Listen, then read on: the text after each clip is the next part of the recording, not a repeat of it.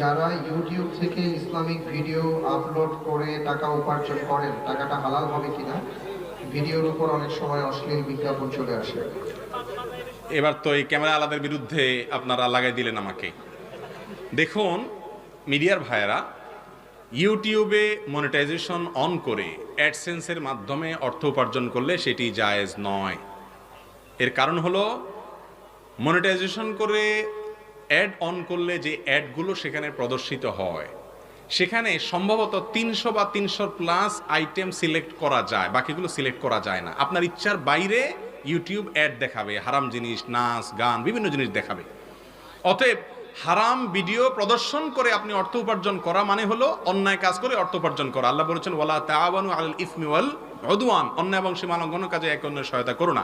আপনি হারাম জিনিস প্রচার করে পয়সা কামাই করছেন। বিষয়টা হলো, আল্লাহ মাফ করুক, কোনো পতিতার দালালি করে উপার্জন করা এটা জায়েজ না? না জায়েজ? লোকটা তো না জায়েজ কাজ করে নাই, কিন্তু সে পতিতার দালালি করছে। আপনি হারাম জিনিসে অ্যাডভার্টাইজ আপনার চ্যানেলে দেওয়াইছেন, আপনি কিন্তু হারাম কাজ করেছেন। তবে ইউটিউব চ্যানেলারদের জন্য একটা সুখের সংবাদ হলো, ইউটিউব নতুন একটা আইন করতে যাচ্ছে, সেটা হলো সকল চ্যানেলে তারা বাধ্যতামূলকভাবে অ্যাড চালাবে অচিরেই। অতএব যেহেতু সব চ্যানেলে তারা অ্যাড চালাবেই, অতএব পয়সা অটোমেটিক আসবে, তখন আর হারামের ফতোয়া থাকবে না। কারণ হলো ইউটিউব বাধ্যতামূলকভাবে অ্যাড চালাবে। এটা আপনার এখন তো আপনার নিয়ন্ত্রণে, আপনি চাইলে মনিটাইজেশন অন করতেছেন, চাইলে অফ করতেছেন, তখন আপনার অন অফের কোনো অপশন থাকবে না, বরং অটোমেটিকলি সকল চ্যানেলেই তারা কি করবে, ভিডিও এই অ্যাডভার্টাইজ চালাবে। যারা অ্যাডভার্টাইজ ছাড়া ভিডিও দেখতে চান, ইসলামিক ভিডিও বা কিছু, তারা বোধহয় মাসে $9 বা এরকম একটা পেমেন্ট করতে হবে, তাহলে তাদেরকে আর ইউটিউব অ্যাড দেখাবে না। এই সিস্টেম চালু হয়ে গেলে তখন আবার আমাদের মিডিয়ার ভাইরা খুশি হয়ে যাবে।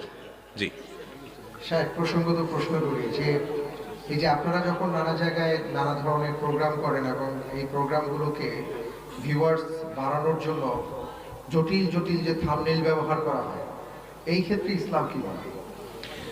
ভাই, এই সমস্ত আপনারা তো ইচ্ছামূলকভাবে আমার এই ভাইদের বিরুদ্ধে লাগছেন, বোঝা গেছে, মিডিয়ার ভাইদের বিরুদ্ধে লাগছেন। তবে হ্যাঁ, শেখ যে প্রশ্নটি করেছেন খুবই গুরুত্বপূর্ণ প্রশ্ন। ইউটিউবার এবং ফেসবুকার ভাইরা মনে রাখবেন, দিনই ভিডিওগুলো রেকর্ড করে আপনারা প্রচার করছেন, আলহামদুলিল্লাহ। অশ্লীলতার জোয়ারের বিরুদ্ধে সন্দেহাতীতভাবে এটা প্রশংসনীয় কাজ আপনাদের।